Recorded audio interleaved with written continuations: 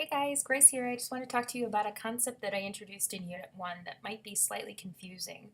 So in preparation for the exam, I wanted to break it down and talk with you.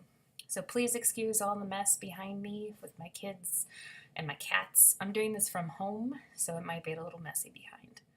Okay, so in Unit 1 we talked about Reconstruction, and one of the things we talked about in Reconstruction was that there's a lot of myth associated with it, myth that's been written into the history books. So one major myth in history that's been around for Reconstruction for a long time was that the reason that it failed was because black people were not ready for freedom. So the 14th and 15th Amendments, which guaranteed them citizenship and the right to vote, those had to be taken away because African Americans post-slavery weren't ready for them. And so then this undermines the struggle of African Americans to regain those rights in the years following Reconstruction, and really sets us up for not fully understanding why the civil rights movement happens. Right, so I wanted to talk a little bit about that because it's kind of confusing concept, right? If you're not reading the PowerPoint or if you're not learning by reading the PowerPoint, if that doesn't make as much sense to you. So really quick, I'll run through the reasons why Reconstruction really did fail and what historians now recognize as the failure of Reconstruction. So the first reason is that the North and the South were never committed to black equality. The North only pursued black equality as an attempt to punish the South. So as a result of that, they never really wanted it. And in fact, they were pretty racist.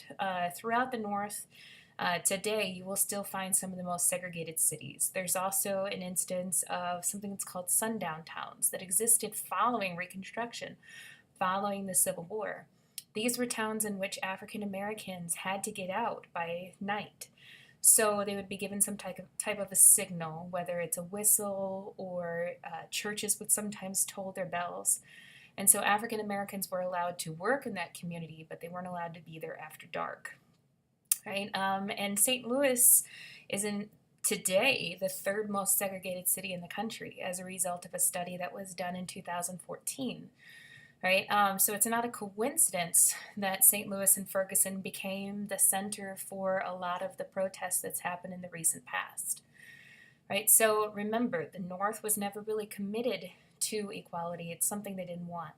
In fact, the people who put up the biggest resistance to ending slavery in the first place were Northerners. That debate would happen in Congress at the point when the South had already seceded and taken their representatives and senators with them.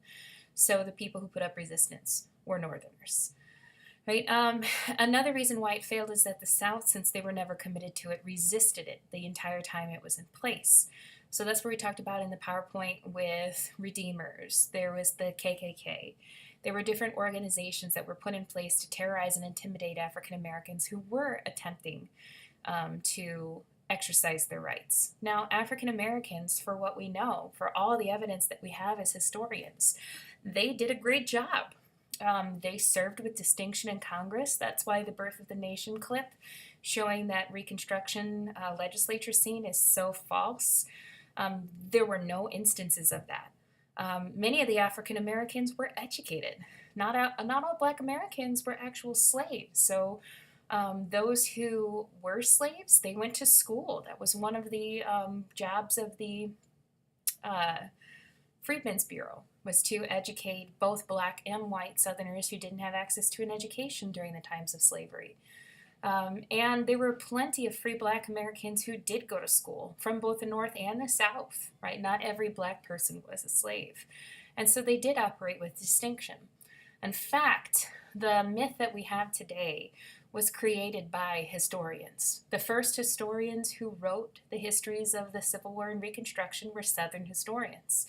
So as an attempt to perpetuate white supremacy following the South, they wrote a false narrative of history. So D.W. Griffiths, when he made The Klansman into a movie, The Birth of a Nation, he was actually following history. He was following what historians at the time argued was real, was fact. It wasn't question. And it's only until we get to the Civil Rights Movement that we start to see those things questioned.